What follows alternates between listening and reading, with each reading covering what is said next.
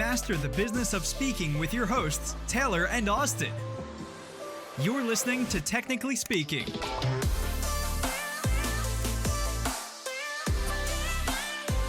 Welcome to another episode of Technically Speaking. We're your hosts, Taylor and Austin, and in today's episode, we're talking about marketing, and more specifically, how you don't need overblown marketing campaigns, strategy, and so on to see great results. Now, what I mean by overblown is something that's extremely complicated. Marketing can be a really simple thing. In fact, being scrappy can often be an advantage over your better-known competitors.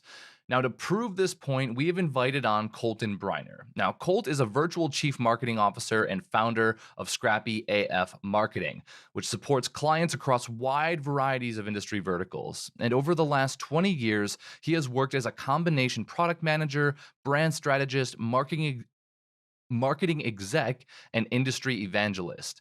Colt believes the only thing getting in our way from standing out from the crowd when it comes to marketing is creativity. It's that creativity combined with being scrappy that can ignite your marketing efforts.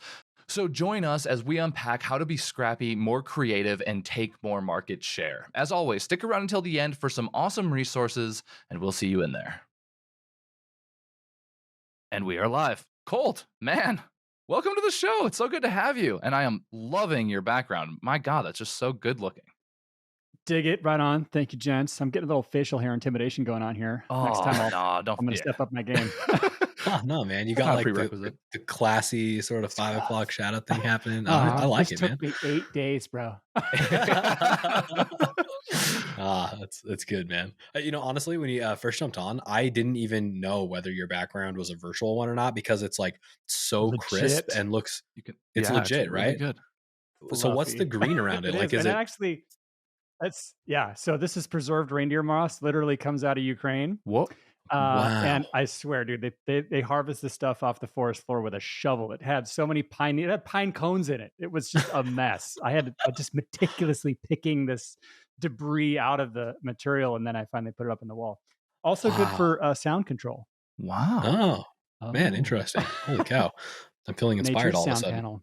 So, dang. Well, Colt, man, it's awesome to have you on. We are really excited about today's topic. It's kind of being scrappy, if you will. So, we got to your website because, of course, we got to do some research. And the one headline that really stood out was "Modern Marketing with Some Stank on It." Can you explain? I can. We just to make sure that we're saying it correctly. It's supposed to be stank. Anyway, stank. All right, got to get everybody at home. Do that for yourselves. Let's get acquainted. That's right. Yes, I'm going to put some stank on it today. That's a good way to wake up in the morning. So this is I see this a lot in sports metaphors, right? Like a fast pitch with some stank on it, or a hockey shot with some stank on it, right? It's just got that extra. You're going to give it, right? Make it happen. Kind of putting the extra edge on it. Don't worry about maybe a little overshot sometimes because you went for it. But I think in general, if you really put the extra effort into what you're trying to create, it pays off always. Man, isn't that the truth? Even an effort that doesn't work out, but if we've really done our best, certainly those are the instances where we're going to learn the most as well. And I think the more you go for it, it amplifies either the results that you get or the lessons that you learn. And that can be a beautiful thing, as a business owner that's trying to make progress fast. That's a really good point. Yes, I totally agree with that. Yeah. So where did this whole idea of Scrappy AF come from? Tell us your backstory. So I kind of grew up as a marketer in startup businesses. They all have grown up to now, I guess they're all in the tens of millions in revenue. One of them actually got up to unicorn status, the only unicorn in Cincinnati at the time. But, when you are working in a startup environment, you kind of don't have much or any money.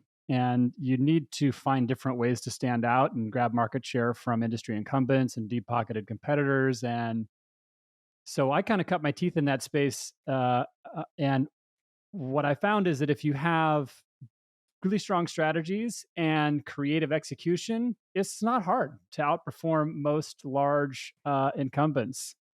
And because they just kind of used to pouring money at the problem, and you can outflank them and bring creativity to capture market share from them pretty easily. And there's actually one thing that works in favor of the scrappy startup, which is that the large incumbents kind of have to play it over safe. And scrappy startups, you sort of expect them to do unusual things, guerrilla marketing kind of stuff, creative and scrappy stuff, and it fits. So if you take advantage of that opportunity, that advantage really, then you can go far fast. Man, yeah, isn't that the truth? I was just listening to a Gary V clip, which very divisive character Gary V is, Sure, but sure.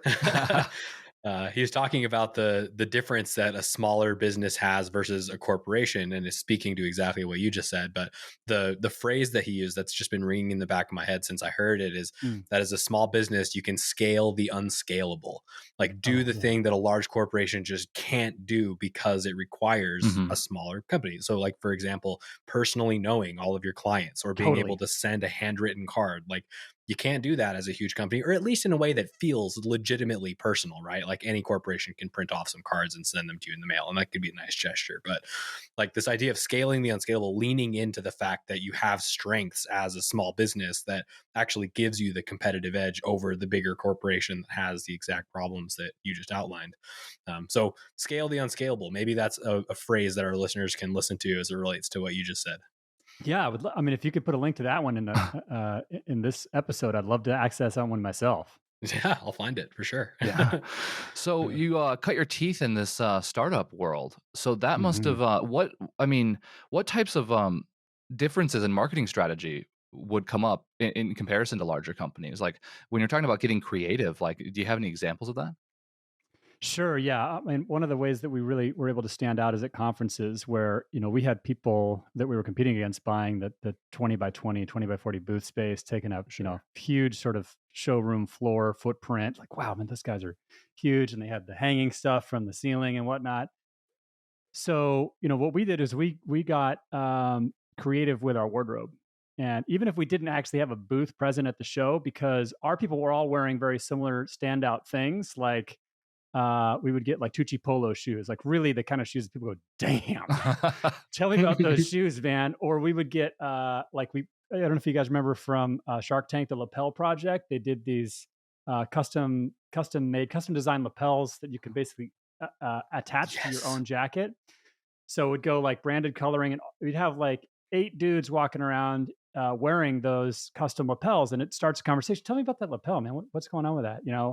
And if you have your team prepared to engage in a conversation, you know how to like parlay that into a discussion and build a relationship, then you're in really good shape. So we had our guys walking around throughout the entire conference, and everybody else who was there, they're all wearing their business outfits. But wherever my client was, you knew they were there Yeah. because they totally stood out. Another event we went to, I actually had my guys wearing EMT outfits because we were in a medical conference, but they were called the Revenue Cycle Rescuers, which tied in with the client that we were Wow. working with. And that obviously drew a lot of attention as well. Dimensional mailers, I get pretty nuts on dimensional mailers. I'll give you guys a couple examples of that if you like to see that stuff. Yeah. And what you're talking about, scaling unscalable, actually fits really well. So many of the businesses that I work with are in the B2B space, and they write fairly large contracts. And because they're targeting a very small number of logos or potential clients, we can get super laser targeted to these guys and send in something in the mail that's really special and get some attention. That's scaling the unscalable kind of stuff. And if you take advantage of that opportunity, well, you could send in something that would really get a conversation started. Mhm. Man, I love that. Well, I mean, the first like stage to selling and marketing, right, is awareness, capturing that awareness. And I think sometimes big brands just make the assumption that they'll have awareness because they are the biggest or the flashiest or have the most like brand recognition, I guess you could say, in whatever space that they're in. But there's something to be said about a pattern disruptor. Like we just had an episode, one of our most popular episodes to date, actually, with Chris Gray, who's a buyer psychologist. And Uh, he was talking about the importance of a pattern disrupt Yeah. because it can cut through the noise, and then it gives you the opportunity to create that engagement and then ultimately move that into a sales opportunity, should that be the qualified scenario that you run into. that makes a But anyways, ton of sense. yeah. Yeah, the what I like about that is you really do have the opportunity these days. Attention spans are kind of short, right? Right.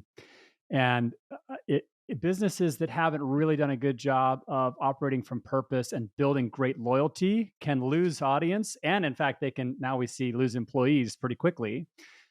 So if you take advantage of the fact that there's that fickleness in the marketplace because somebody hasn't really built a strong relationship as a brand with their market, we use what's called the lightning strike approach to that kind of disruption, where you're really blitzing into the market across multiple channels all at once with a coordinated campaign. That's a pattern disruptor. And there's actually a lot of information on lightning strike marketing that you can get on the internet. If somebody's really trying to understand how to disrupt that pattern, that would be a direction I would say you should be pursuing.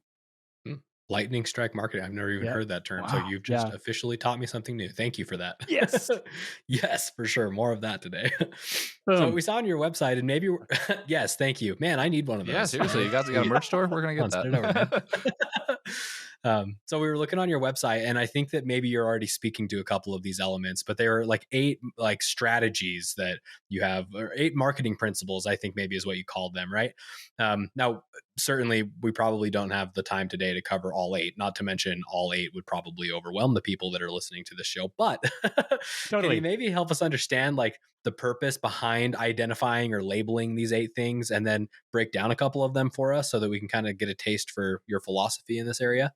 Oh, absolutely. Yeah. So I'd say 2 of them that are actually pretty closely related and tied to what we were just talking about, which is purpose drives passion as one of the principles that we follow at Scrappy. And then this idea of fans, right? Fans are worth more than customers, and fans want you to win. Mm-hmm. So in this day, really, I think this idea of being a purpose-driven business matters more than it ever has. And I actually think that in the same ways that, I mean, you think way back into like, the 1800s, something like electrification or line manufacturing, or now you're coming forward in time to digitization, and then Web 1.0, Web 2.0, social media, all these things were huge sea changes and defined major swaths of winners or losers in their relative marketplaces.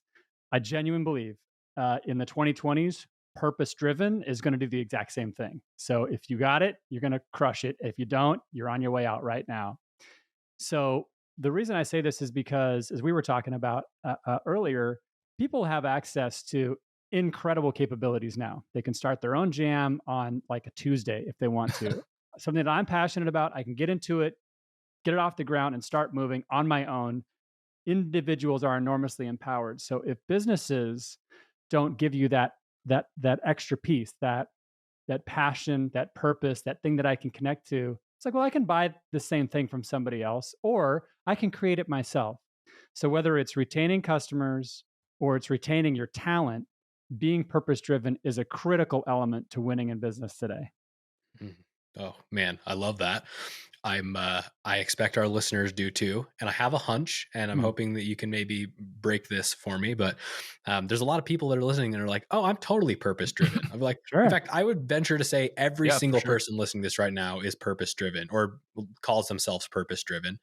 So how do you like quantify that in a way that says this is in fact a purpose-driven business, and it is one of those that will come out on top as that continues to become more important? Like, is there a box that you draw around it that people could identify really whether or not they're living that out? 100% yes. Do you see his face right there? He's excited about that. Look at that. I know, right? Like, that's good. Oh, yeah. You asked me the question. That's right. Let's do it. So I have a purpose-driven self-assessment that I give to business leaders. And this is like intellectual honesty. You answer these questions with truth, and you'll find out if you are purpose-driven or not. And a lot of them go, oh, damn, I am not purpose-driven, or we are not purpose-driven.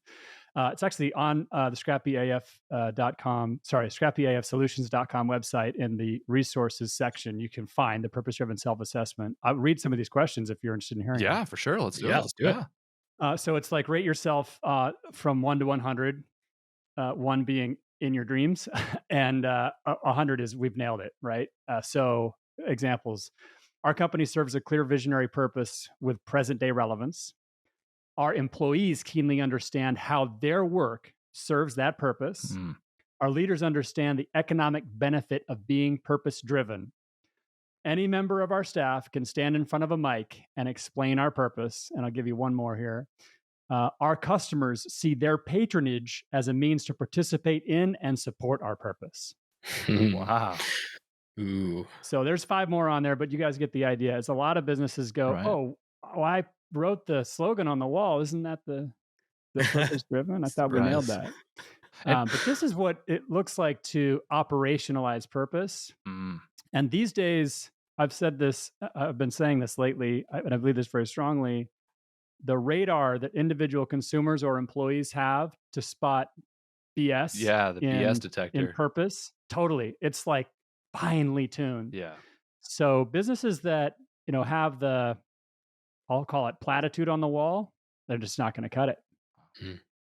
So does this Makes apply sense. to smaller businesses? Like think about the micro business, personal brand, speaker, coach, consultant, this idea of being purpose driven, competing in a marketplace. From your own experience too, like what do you think? I think deeply and even more so Oh, when you're really? an individual. Yeah. And the reason of that is because when you're an individual, everything's built on relationships. Yeah. Right. So there's something a little bit less personal about interfacing with a business, but when you're a solopreneur or just going after a small business situation, you are going to be the one directly interacting with your employees. You're going to be the one directly interacting with your clients and your prospects. Them detecting purpose in you is going to be what makes it work.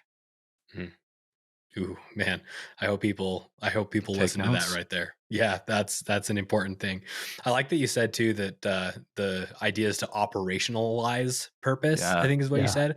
said. And I know like this is absolutely true for the probably a lot of the listeners here that are either solopreneurs or have, a small staff underneath them. Like it's so easy to define yourself as being purpose driven, let's say, Yeah. but have that be just in your head, right? Where it's not actually in the world somewhere. And maybe we do have the slogan on our website or something, but like it seems to me like maybe even the first step is just like documenting it somewhere, like putting this out there, like this is what we do so that we can educate our buyers on it, so that we can educate our employers on it or our employees on it. Right? Because it has to just get out of our head. Would you agree with that? I totally do. And it's like, there's really some clear steps that you can take, right? So, are your weekly meetings centered around purpose? Is it on the agenda? Are you having weekly meetings to begin with? Yeah. Totally. That's a good point. Yeah. Do I see it in your reporting? Are your employees incentivized around purpose? Do they advance because of how well they drive purpose in your organization? Like every level of your business needs to be infused with this idea, so that it's not just we find time on evenings and weekends to make purpose happen. It's everything we do is for purpose. And I'll give you an example of, I think this drives it home for a lot of people when I explain it this way. Blockbuster quite evidently got into the mindset that they were a DVD rental business. Okay. And especially you see this as toward the end of their sort of arc, they started to get a significant portion of their revenues from late fees. If Blockbuster knew and operationalized that their purpose was entertainment at home, right? They would have been so much less likely to be disrupted by Netflix. Toro makes mowers, right? If Toro thinks that they're in the mower business instead of the I want a blissful space in the back of my house business, then somebody who figures out how to make a laser that cuts your lawn in 2.4 seconds puts them out of business, right? Every business has to figure out what their purpose is in order to defend from disruption, to attract more clients, and to retain better talent. And it really comes down to, this is what I would say is, when you figure out the basic human need that you're meeting, and if you want to look up a great list of human needs, the NVC human needs list is a really good one to look at. When you figure out what basic human need you're meeting or needs you're meeting, you can talk about what your purpose is actually doing. Wow. I like that. Nice. Super actionable too. We'll make sure there's a link to that in the show notes. For sure. Okay, so I would love to get into one of the other marketing principles next, so we can keep that line going. But one final question on this idea of purpose. I think it's easy to look at like just all of the different components of like creating a vision for your business as all sort of tying into purpose. So like core values, for example, like I could see that people could make their core values their purpose, or feel like that is closing that gap. And like, I wonder if you could like really define like what a well-structured purpose sort of looks like, so somebody could maybe take those initial steps to formulate their thoughts that are in their head into something that's concise and actionable.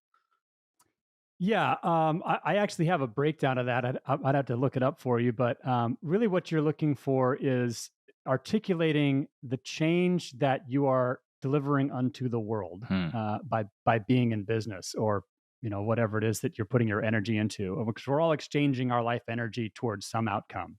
Some people don't realize that that's what they're doing, but we are all doing it. And once you sort of accept that you're in this exchange, then you could say, okay, well, what is it that I am exchanging my life energy for? Right now you could say the impact that I am bringing to the world is X or Y or Z, right? And if you can again frame that impact in the context of the human needs that are being met, whether yours or others, then I think you'll be getting on the right track to articulating the purpose.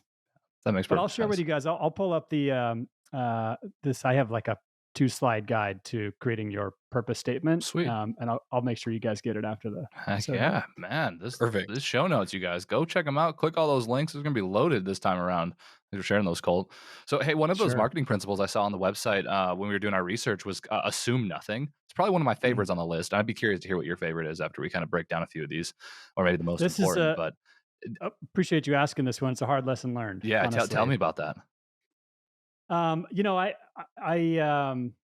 I get myself excited. You probably noticed that. What? No. I mean, business owners. What do you mean? Oh, sure. A lot right? of passion there. I get myself excited about a campaign or a commercial concept, a video, or an ad, like a print ad.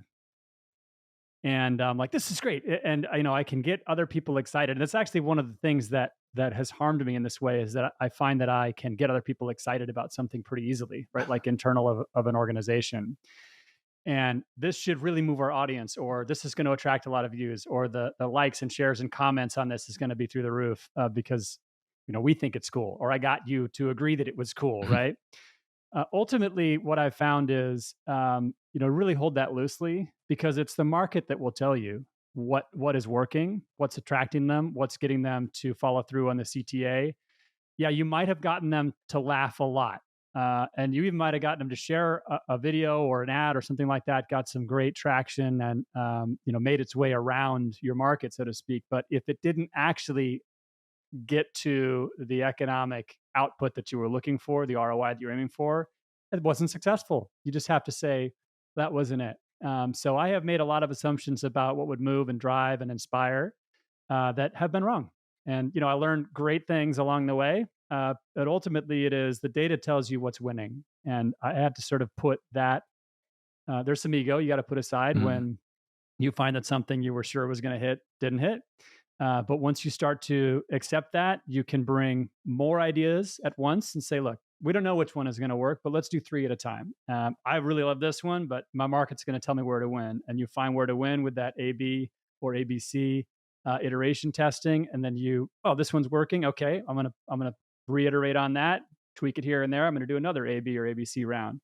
That's how I have found you can win with consistency. Yeah, man, this is, I know for a lot of the listeners, chiming into the episode today, I think some of this, we're talking about pretty heavy marketing stuff, A/B testing, ABC testing. Many people, aren't even maybe doing even basic like reporting on the onset. So I want to take a second to just highlight that the importance of this idea of iteration and in having a feedback loop of some mechanism. Because what it sounds like, Colt, and correct me if I'm wrong here, but like if we have a mechanism that's telling us whether or not we're doing things right or wrong, or favorably or unfavorably, let's say, then we can do more of the things that are working favorably for us.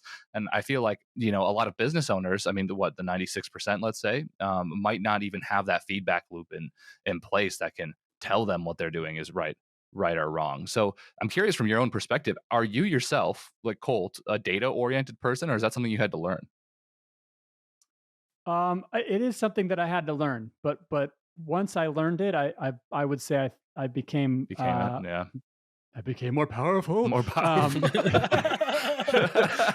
Yeah, it was like Nice. achievement unlocked kind of situation. Yeah. Level And I up. use tools, right? These are pretty accessible tools: Mailchimp, Yeah, for HubSpot, sure. marketing automation. They all have data. Even the Google Analytics suite, pretty powerful for me.